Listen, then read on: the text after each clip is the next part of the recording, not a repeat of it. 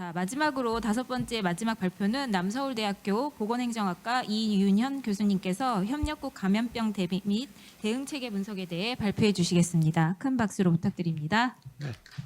네, 반갑습니다. 남서울대학교 이윤현입니다. 오랜 시간 동안 경청해 주시느라고 수고 많이 하셨는데요.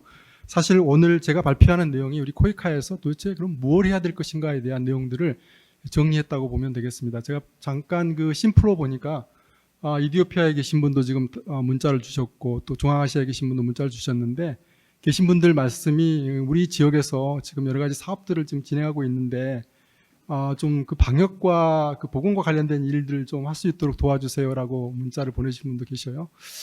사실은 제가 이런 그 ODA 사업 관련해서 개발도상국을 방문해 보면 항상 보건 관련된 사업들이 그 후순위에 밀려 있었어요.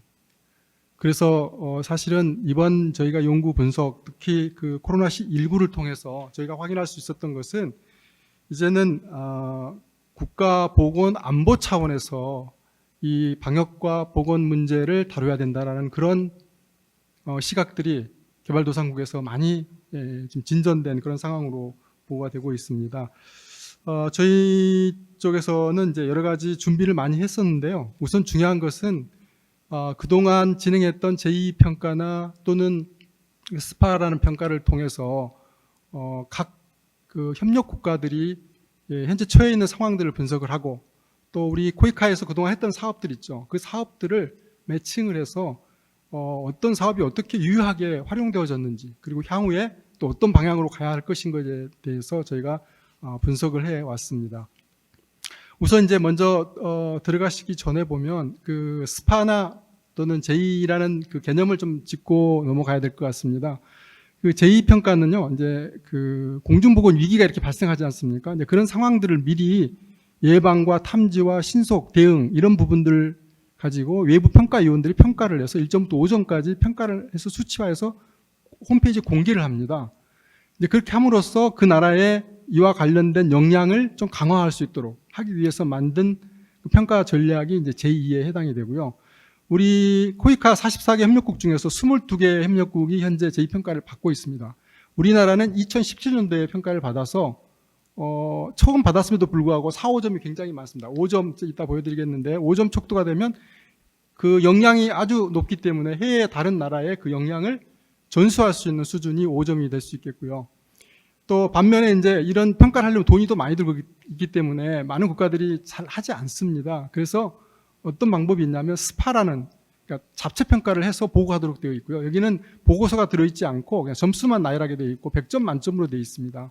다행히 저희 44개 코이카 협력국 중에서 41개 국가가 이런 결과들이 있습니다. 그래서 저희는 이 두 개의 평가 지표를 서로 어저스트해서 분석하고 또 우리 코이카가 했던 사업들의 평가 지표들을 같이 매칭을 해서 그러면 도대체 어떤 일을 얼마만큼 했는지를 좀 보여주고 싶고요. 또 하나 중요한 것은 이제 코이카의 각 실별로 국가들을 좀 나열을 해서 이런 사업들을 좀 중점적으로 하셔야 됩니다라는 모습들을 좀 보여드리려고 합니다. 이 그 캐패시티에 보면은 제2 지표가 약 13개의 그 테크니컬 에어리어가 있습니다. 이제 각 에어리어별로 평가 지표가 있는데 각 지표당 5점이 되어 있기 때문에 저희가 이거 평균 점수를 전부 환산을 했습니다. 5점으로. 그리고 스파도 역시 100점 만점으로 되어 있는 것을 5점으로 전부 축소해서 저희가 이제 그 두 개를 매칭해 가지고 분석을 했습니다. 그래서 보시면 알겠지만 제2는 50개의 평가 지표가 있고 스파는 22개가 있습니다. 보고서가 50개가 있기 때문에 이 인디케이터가 50개나 되기 때문에 보고서가 무려 30-40페이지가 되는데 이번 연구 영역에 그 번역이 들어 있습니다. 저희 연구원들 정말 번역하느라고 아주 죽을 힘을 다해서 번역을 했습니다. 네, 그래서 이제 그 정성적 평가를 위해서 필요하기 때문에 제가 번역을 했고요. 저희 그 추진 체계는 이제 그 제2와 스파의 평가 아까 말씀드린 점수로 분석을 하고 그 다음에 FGI나 FGD를 통해서 그 주재원들에 대한 전문가들 자문회의 이런 걸 통해서 의견을 수렴하고 특별히 정량평가에서 우리가 놓칠 수 있는 많은 부분들을 정성평가로 어떻게 보완할 수 있는가에 대해서 저희가 초점을 맞췄습니다. 그래서 현지에 있는 전문가분들과 FGDI나 포커스 그룹 인터뷰나 또는 디베이트를 해서 제가 그 자료를 모아서 보고서에 담았습니다. 저희가 궁극적인 목표는 뭐냐면 44개 그 감염병 대비 및 대응 체계 분석을 통해서 코이카 기금 사업과 또 협력국의 그 감염병 대응 체계를 어떻게 하면 강화할 수 있을 것인가, 이렇게 해서 궁극적으로는 SDG 실현을 위해서 협력 사업 수립 방안을 제시하는 게 저희 연구의 목표였습니다. 자문위원으로 많은 분들이 활동을 해주셨는데 특별히 여러 대사님께서 참여해 주셨어요. 지금 보고 계실지 모르겠는데 조테익 탄자니아 대사님, 이현 전 스리랑카 대사님, 여성준 모잠비크 대사님, 박선태 페루 대사님이신데 특별히 그 여성준 대사님은 지금 검역 좀 지원해달라고 요청을 저한테 하셨어요. 검역 시스템이 너무 엉망이다, 그렇게 얘기를 하셨고, 박선태 페루 대사님께서는 아까도 말씀하신 분 이제 그런 말씀 해주셨는데 페루가 지금 아주 심각한 상황입니다. 그래서 그 공공보건 의료 시스템이 거의 없답니다. 그래서 병원 50개를 향후 지어야 된다, 그런 얘기가 내부에서 있다고 그러고요. 또 지금까지 했던 페루의 여러 가지 협력 사업이 도대체 무용지물이었다, 그렇게 얘기를 하면서 이제는 감염병 대응과 국가 보건 안보에 기여할 수 있는 프로그램을 좀 더 많이 유치해야 되지 않냐, 그런 말씀을 하셨습니다. 조테익 탄자니아 대사님은 이제 그 나라는 지금 상당히 심각한데도 불구하고 5월 말에 종식됐다 선언을 했대요. 그래서 그게 왜 그러냐면 10월에 대선과 국회의원 선거가 있어가지고요, 국민들 굉장히 불안해한다고 그렇게 말씀하셨고요. 또 박기동 우리 WHO 대표분이나 또 모잠비크 소장님, 또 검역 소장님, 또 질본의 연구관님들 여러분들이 저희 보고서에 함께 해주셨습니다. 자, 연구 결과를 먼저 말씀을 좀 드리겠습니다. 지금 WHO에서요, 이런 평가 결과를 이렇게 색깔로 표현을 해서 알기 쉽게 제시를 하고 있습니다. 그 중에 이 빨간색을 보면 아예 그쪽 분야에 영향이 없는 것이 이제 붉은색이 되겠고요. 또 여기 녹색은 이제 IHR 이행 수준이 가장 높은 수준으로 이제 지속 발전 가능한 역량을 가지고 있고, 이것을 다른 나라에 지원해 줄 수 있는 수준이 있는 것을 5점으로 이렇게 평가를 하고 있고, 저희는 이 색깔을 그대로 활용을 해서 인디케이터와 캐패시티를 보여드리고 또 동시에 어떤 부분이 부족한지를 살펴보고자 했습니다. 물론 이제 평가 결과 보고서를 내지 않는 국가들에 대해서는 검정색으로 표시를 했고요. 자, 그래서 이거를 저희가 이렇게 평균 점수를 내서 전부 13개 테크니컬 에어리어뿐만 아니라 나라별로 이제 분석을 해봤습니다. 여기 보시면 붉은색으로 표시되어 있는 특히 아프가니스탄이라든가 또 밑에 보시면은 이제 DR 콩고라든가 또 이제 동티모르, 이런 나라들을 보시면 붉은색들이 좀 많이 눈에 들어오실 겁니다. 그리고 이제 밑에 테크니컬 에어리어 쪽에서 보시면은 이뮤나이제이션이나 레보레토리나 서베일런스, 리포팅 부분들이 붉은색이 없죠. 이 부분들은 사실 또 재밌는 게 우리 코이카에서 많이 했던 사업이에요. 그래서 사업을 잘해서 이렇게 좋은 점수를 받은 건지 또는 모르겠어요. 어느 게 먼저인지는 이제 한번 우리가 나중에 결론을 한번 좀 봐야 될 것 같은데, 이 공교롭게 지금 이 분야의 사업들을 코이카에도 그동안 많이 해왔더라고요. 네. 그리고 이제 좀 부족한 부분들이 이제 법 체계를 구성한 것처럼 코디네이션이라든가 또는 항생제 내성에 대한 부분이라든가 이런 부분들은 조금 점수가 낮은 부분으로 그렇게 이제 나타나고 있습니다. 그래서 이제 이걸 정리해서 저희가 표시해 보면 양호한 점수, 그러니까 1점이 없고요, 3점 이상, 80% 이상, 그다음 취약인 경우 3점 이상인 경우를 이렇게 구분해 봤을 때 지표별로는 양호한 부분이 지금 예방접종, 위기소통 등등이고요. 또 취약한 부분은 검역, 또 인력 파견한 부분, 공중보건 위기 대응에 대비한 부분이 좀 부족하고, 국가별로 보면은 이제 모로코나 키르기스탄, 몽고, 인도네시아가 좀 양호한 점수가 많고요. 그리고 취약한 게 이제 아무래도 이제 DR 콩고라든가 아프가니스탄 쪽이 좀 부족했습니다. 여기 지금 빨갛게 표시한 인력 개발하고 라오스 부분은 뒤에서 설명을 드리도록 하겠습니다. 스판 아까 말씀드렸죠. 자체 평가입니다. 국가가 자기들이 그냥 자기 국가의 상황을 보고서 그냥 평가를 해서 점수를 100점 만점으로 줘서 WHO 보고한 내용이거든요. 근데 이게 사실은 객관성이 없을 것이다, 저희는 그렇게 봤었거든요. 근데 보니까 큰 차이가 없어요. 큰 차이가 없고, 그래서 상당히 각 국가들이 자기 나라 객관적으로 평가해서 보고하는구나, 그걸 저희가 이번에 알게 됐습니다. 역시 마찬가지로 아프가니스탄이나 DR 콩고나 또 무슨 동티모르가 좀 상황이 좋지 않고요. 또 여기 보시면 테크니컬 에어리어 쪽에서 보면 서베일런스나 또 레보레토리, 그리고 리포팅, 이런 부분들이 지금 녹색으로 많이 보이시죠. 그게 역시 앞에 제2와 거의 유사한 결과를 보인다고 보여집니다. 그래서 제가 이제 비교해 보면 이렇게 양호한 부분과 방금 말씀하셨듯이 취약한 부분들이 있는데, 여기 보시면 라오스가 참 재밌어요.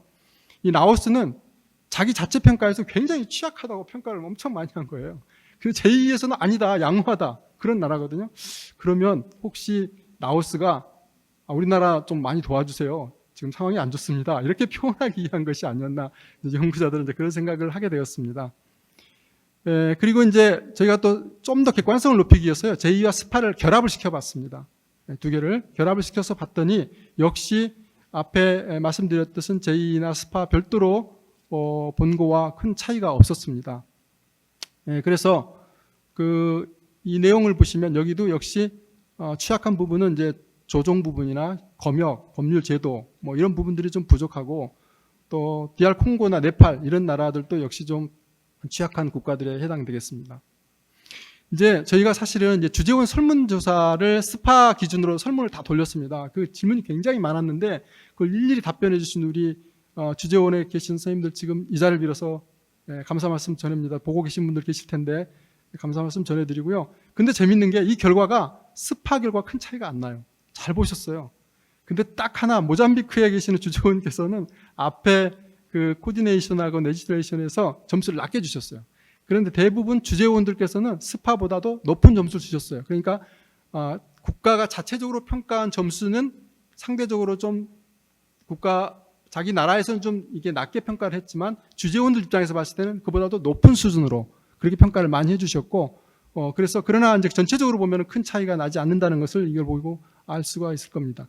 평균 점수로 따져 보면은 이제 아무래도 국가들이 어려운 상황이니까 보시면 알겠지만 평균 3점에 많이 못 미치는 그런 평가를 받았습니다. 이게 주재원들의 설문 결과 내용이고요.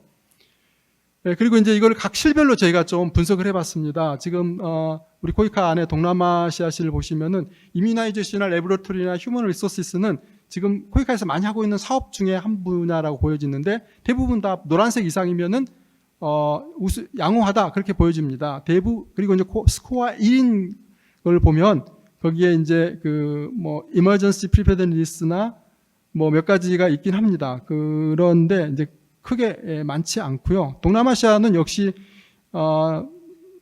동티모르만 제외하고 나머지들은 대부분 좋은 결과를 보이고 있습니다. 그래서 이제 아마 동티모르가 좀 인수 공통병 문제라든가 긴급 대응 문제라든가 위기 대응에 대한 거라든가 이런 부분들이 지금 전혀 영향이 없는 것으로, 1점이라는 것은 영향이 없다는 얘기죠. 그런 걸 보여주고 있고요. 또 서남 아태평양실에 보면은 여기도 대체로 이뮤나이제이션이나 레보레토리나 휴먼 리소시스에서는 큰 문제는 없고요. 보통 이상을 유지하고 있고, 다만 이제 영향이 전혀 없는 경우가 굉장히 많이 있어요. 여기 보시면 아프가니스탄도 그렇고요, 또 스리랑카도 그렇고요. 그래서 이런 나라들은 이 부분에 대한 향후의 지원 사업에 좀 고민을 하셔야 되지 않겠냐는 생각이 듭니다. 중앙아시아는 그래도 지금까지 본 나라 중에서 상당히 좀 우수한 결과들을 보이고 있습니다. 또 그러나 스코어 1인 경우도 몇 개 지금 눈에 보이고 있고요. 거기 보면 우즈베키스탄이라든가 아르제바이잔이라든가 이런 나라들에 해당되겠습니다. 동아시아, 이제 동아프리카시를 보면은 이제 동서가 또 구분되어 있는데 서가 상당히 좀 상황이 안 좋고요. 동쪽은 좀 나은 편입니다. 그래서 보시면 이뮤나이제이션이나 레보레토리 그리고 휴먼 리소시스의 포인트는 전부 보통 이상으로 좀 평가가 되고 있고요. 아예 그냥 캐패시티가 없는 나라들은 케냐의 한 개 정도 보이고요. 또 뭐 이런 것들은 이제 이쪽에 실에 계신 분들이 좀 관심 있게 봐주셨으면 합니다. 서아프리카는 상황이 매우 안 좋습니다. 보시면 알겠지만은 이제 그래도 이뮤나이제이션 레보레토리 휴먼 리소시스는 아무래도 이 사업을 많이 했기 때문에 이렇게 상황이 좋은 것 같아요. 제가 봤을 때는 이 사업들을 많이 하거든요. 우리 코이카뿐만 아니라 다른 나라에서도 많이 해요. 뭐 예방접종 관련된 사업이나 실험실에 기기를 보강해 준다든가, 또 사람들 교육 훈련시켜주는 문제, 이런 것들은 이제 우리나라뿐만 아니라 각 나라에서 하고 있기 때문에 되지만, 나머지 스코어 1인 경우 보면 DR 콩고 같은 경우는 너무 많은 부분들이 지금 영향이 아예 제로인 거예요. 그래서 우리가 좀 이런 부분들을 좀 도와줘야 되지 않겠냐, 그런 생각이 좀 제가 듭니다. 앞으로 사업을 구상할 때. 그리고 이제 중남미실은 다른 지금까지 봤던 나라들하고 달리 평가 지표로만 봤을 때는 상황이 되게 괜찮습니다. 근데 이제 지금 아시겠지만 남미 상황이 영 안 좋죠. 그래서 이 나라의 문화적 특성이 있지 않나 생각도 좀 약간 들어요. 그러니까 평가가 조금 뭐라 그럴까요? 좀 거품이 있다고 할 수 있지 않겠나 그런 생각이 좀 듭니다. 실제 그 페루 대사님 말씀 되게 심각하더라고요. 물론 뉴스에 보시면 뭐 아시겠지만 상당히 심각했는데 그렇습니다. 그리고 이제 이거를요 저희가 그러면 자 우리 코이카에서 우선 사업으로 어떻게 하면 좋을까 이런 측면에서 봤을 때 프라이어리티 프로그램으로서는 여기 빨간색이 있다는 건 영향이 없다는 거거든요. 이 제2로 봤을 때. 그런데 스파로 봤을 때랑 거의 비슷해요. 그러니까 이 세 가지 영역들에 대해서 관심을 가져주시면 좋겠다는 말씀을 좀 드리고 싶고요. 이것을 다시 평균치로 비교해 보면 이렇게 보입니다. 그래서 빨간색 박스 안에 들어있는 것들이 평균 이하의 사업 테크니컬 에어리어들거든요. 그래서 이제 이런 부분이 그다음 요 분류는 IHR 기준에 의해서 분류를 저희가 해봤습니다. 그래서 보통 뭐 예방접종은 다 모든 전 세계가 다 강점으로 지금 분류가 되고요. 이제 아프리카 지역은 보시면 알겠지만 약점이 굉장히 많죠. 법조정, 뭐 항생제 내성 문제라든가 이런 부분들이 약점이 많습니다. 또 저희가 이제 스파를요, 이게 스파는 매년 이제 보고가 되어 있으니까 이것을 작년과 올해 걸 비교를 한번 해봤어요. 아까 제2는요, 일정하지 않습니다. 우리나라 2017년 처음 받았고 이게 안 받았거든요. 돈이 많이 들어요. 와서 그분들이 전부 숙식하면서 우리나라 평가하기 때문에 그러겠죠. 근데 전체적으로 다 양호합니다. 향상이 됐어요, 지표가. 근데 검역만은 포인트 오브 엔트리인 검역 부분만은 감소가 됐어요. 아마 이게 검역이 굉장히 중요하고 우리가 좀 잘못하고 있구나 새롭게 인식한 것 같아요. 지금 이게 그러지 않았나 생각이 들고 이게 중요한 표인데요. 우리 기금 사업 했었잖아요, 지금까지. 이거를 제2지표랑 같이 엮어봤어요. 그랬더니 우리가 인력개발, 예방접종, 실험실 단계가 거의 30%의 예산과 프로그램을 많이 했고요. 밑에 하단에 인수공통병, 검역범 이거는 지금 안 했어요. 좀 앞으로 이 분야를 우리나라의 보건안보에 어떤 임팩트를 줄 수 있을 것인가 하는 변수를 결합시켜서 향후에 좀 추진해야 될 사업들이 아닌가 하는 생각을 하게 됩니다. 자, 그래서 이런 그 매칭 결과를 제가 잠깐 말씀드리면은요, 프로그램 아까 말씀드렸듯이 이 30%가 예방접종, 실험실, 인력개발 쪽에 점수가 좀 높고 높은 쪽에 우리가 좀 지원하고 있어요. 그래서 저는 이런 생각이 들어요. 스노우볼 이펙트다. 이것은 잘 되니까 잘 된 사람이 모이고 잘 돼서 또 잘 되고 또 잘 되고 또 잘 되고 이러는 거예요. 근데 안 되는 것은 계속 안 되는 거예요. 그래서 이번에 좀 패러다임을 좀 깨십시오. 우리 코이카에서 그러면 새로운 방향으로 가서 좀 그러나 무조건 지원할 게 아니라 우리 국가 보건 안보에 어떤 영향을 줄 것인가에 대해서 포커스를 맞춰가야 된다고 생각이 돼요. 우리도 도와줘서 뭔가 이득을 얻어야 될 거 아닙니까? 그래서 저는 그런 생각이 들고요. 그 다음에 신종 감염병 질병에 대한 대응에 적합한 지표들 이런 것들이 있는데 그 중에 하나가 이제 저기 말씀드린 이런 검역이라든가 또 의약품 지원 이런 부분이고요. 개선 방향은 아까 말씀드린 대로 이런 지표를 통해서 우선순위를 설정할 필요가 있고 또 선정사업 체계 자체에 대한 분석이 필요하고 또 선순환적 그런 구조가 될 수 있도록 해야 된다. 또 한편으로는 저희가 이제 SDG를 연계를 시켜봤습니다. SDG의 세부 목표가 있는데 그 목표에 지금까지 했던 코이카의 사업들이 지금 여기에 연계되어 있습니다. 그 파란색으로 되어 있죠, 볼드체. 그게 코이카가 했던 사업이에요. SDG에 연계시켜봤거든요. 보면 예방접종이 많고 의료 인력개발이나 실험실 진단체계가 여기 해당이 되고 있습니다. 전혀 해당되지 않는 3D 부분은 전혀 지금 우리가 위기를 위한 위험 경감이라든가 관리를 위한 역량 강화 이런 것들이 잘 안 되고 있어요. 근데 아까 말씀드리니까 후진국일수록 좀 더 그 공무원들 그 부처 간의 칸막이가 너무 높아서 협조가 안 된다. 협조가 돼야 되는 문제거든요. 밑에 3D는. 그래서 안 하는 것 같아요. 시도하려고 그러면 그 나라에서 저도 사실 베트남에서 사업을 좀 해보려고 했는데 베트남 정부가 보건은 지금 그 코로나 터지기 전이에요. 아니다 이거예요. 보건부가 제일 힘이 없어요. 물어보니까 힘이 없으니까 거기서 그 제한을 못 하는 거예요. 그런 이제 한계인데 이번에 달라졌답니다. 상황이 코로나 때문에. 그건 다행스러운 일이라고 생각이 되어지고요. 여기 보시면 SDG의 세부 목표를 제가 이제 이렇게 개발을 해봤습니다. 평가 지표와 산출물, 성과물. 그래서 여기 실에 계신 분들이 이건 들여다보시고 이런 평가 지표를 하면 SDG의 목표가 달성하는 데 도움이 될 수 있겠다 생각이 되시면 이걸 좀 활용하셔가지고 사업에 반영하시면 되지 않겠냐 하는 생각이 들거든요. 좀 복잡하긴 한데요. 자세히 들여다보시면 좀 의미 있는 평가 지표와 산출물, 성과물이라고 생각이 되어집니다. 자, 기대 효과를 말씀드리겠습니다. 이제 감염병 결국은요, 이 사업 이제 저희가 이런 분석을 한 이유는 뭐냐면 결국은 코로나 이후에 협력 국가들의 감염병 위기 대응을 강화시켜주는 전략을 수립해야 된다고 생각이 되어지고요. 그 전략에 부수물로서 결국 우리나라의 국가 보건 안보를 강화하는 데 도움이 돼야 된다는 생각이 들어요. 미국이 그거 잘하거든요, 사실은. 코로나 뭐 이전에도 이미 DR 콩고에서 에볼라가 발생했을 때 미국의 현지 전문 연구관들을 파견해서 연구하고 미국 현지에서 발생되었을 때 어떻게 할 것인가 대응책을 수립했던 것들이 거의 해당이 되고요. 자, 결론을 이제 내리겠습니다. 사실은 이게 이제 제2 기반을 통해서 우리가 좀 분석을 해보고 또 물론 정성적 부분에서 여러분들의 의견을 주셨습니다. 이런 부분들을 봤을 때 단발적 또 하드웨어적인 지원을 좀 지향하셔야 된다는 생각이 들고요. 법과 제도, 방역 거버넌스 앞에도 많은 분들이 말씀하셨어요. 이런 소프트 파워를 좀 강화하셔야 됩니다. 그게 그래야 우리나라 사실은 뭐 공공의료 인프라가 잘 되어 있기도 하고 의료보험 시스템이 잘 되어 있기도 하긴 하지만 국민들의 의식이 굉장히 중요했고 그 국민들의 생각과 그다음에 정부의 정책에 순응하고 따라주는 그 역할에 지금까지 우리 K방역의 성과가 있었다고 생각이 되어질 때 이 소프트 파워에 대한 강화가 굉장히 중요하다는 생각이 듭니다. 돈이 많이 들고 성과가 안 보여요, 사실은. 그러지 않습니까? 길거리에 포장하는 게 눈에 보이지. 알겠습니다. 질서 지키세요. 이건 돈을 써봐야 눈에 보이지 않지 않습니까? 같은 맥락으로 보여집니다. 보건 전문 인력 양성하고 보건교육 프로그램을 강화하고 보건교육도 시행을 해야 된다고 생각이 되고요. 검역 시스템 참 중요합니다. 제가 말씀드리자면 검역에서요, 이 몇 프로가 잡아내냐면요, 5%도 안 돼요. 그러니까 확진자 5%만 검역이 잡아냅니다. 그래서 어떤 분이 검역을 왜 하냐 그러는 거예요. 그게 아니거든요.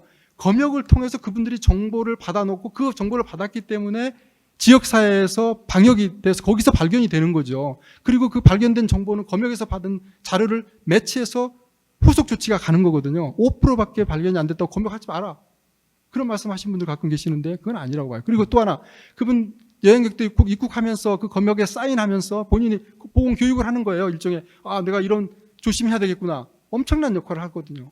또 동시에 엑싯 검역도 하자고 그랬어요. 엑싯 검역. 그러니까 무슨 얘기냐면 각 나라가 이제 하고 있죠. 그 전에 이제 몇 나라와 우리가 협상을 해서라도 엑싯 검역을 해야 된다. 그 얘기를 제가 주도적으로 해왔었는데 그런 부분이고요. 그다음에 베트남 등은요. 저희가 이제 지원 얘기를 하니까 베트남에서 그런 얘기 하죠. 우리가 한국보다 잘하는데 뭐 한국이 뭐 도와줄 게 있습니까? 혹시 베트남 들으시면 좀 죄송하지만 그런 얘기 제가 되게 당황했어요. 그런데 베트남은 컨테인먼트를 한 거잖아요. 봉쇄를 한 거잖아요. 우리는 개방을 하고 한 거기 때문에 보일 것이 있습니다라고 말씀을 드린 적이 있습니다. 협력국가별 임팩트가 있는 사업 발굴을 하셔야 된다는 것이고요. 그래서 그 임팩트는 우리에게도 영향을 줘요. 우리 보건 안보에 영향을 줄 수 있는 임팩트 있는 사업들 발굴해 나가는 것이 중요한데 아시아권, 아프리카권, 남미권을 제가 구분해서 각각 거기에 좀 필요한 사업들을 집어넣어 봤습니다. 네, 이상 말씀 마치겠습니다. 감사합니다.